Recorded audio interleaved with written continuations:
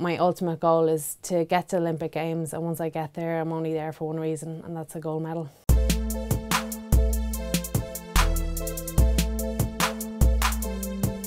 So I'm originally from Sligo, and I started kickboxing there when I was 12.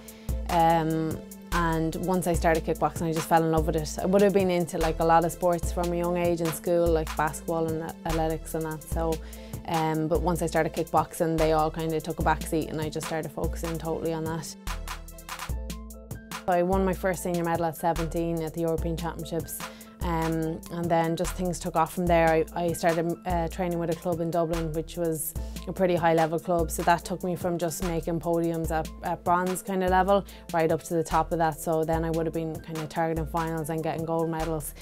So yeah, I'd say over the last couple of years then I kind of got to the stage, but there was nothing really else left that I had wanted to win that I hadn't already got. So when I got this opportunity now with karate, I just thought, well, you know, the sports aren't, you know, miles apart. There is differences, but with all the experience that I built up in kickboxing, it could transfer pretty quickly.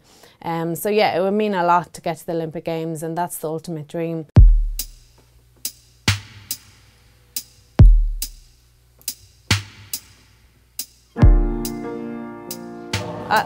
Since I was young, since I was maybe a teenager, I would have always felt a little bit sick after certain types of food and would have said, oh, I have a dodgy stomach, and that kind of got progressively worse and worse. So when I was like in my 20s, early 20s, I was just getting sicker and sicker. So by the time I got to maybe my late 20s, I just got so ill that I could barely stand. I couldn't train. My joints were in so much pain that I could barely stand up, and vomiting blood, a lot of diarrhea. There's some really, really unattractive symptoms of Crohn's disease. And because I was quite embarrassed about it, I didn't do anything about it. So it was only just by chance then that my mum was away on holidays with me, and she just seen me spent the whole week where I should have been on the beach. I was like in the bathroom getting sick. So I got straight back to the doctor, into the hospital, and that's kind of how I got diagnosed with it. So it's it was a bit of a like shock to hear that, but at the same time it was nice to know that like there was something there, that I wasn't imagining it. I wish I had done something about it sooner, because I think I would have probably achieved more in kickboxing had I known what the disease was and how to deal with, like how I could have dealt with it better.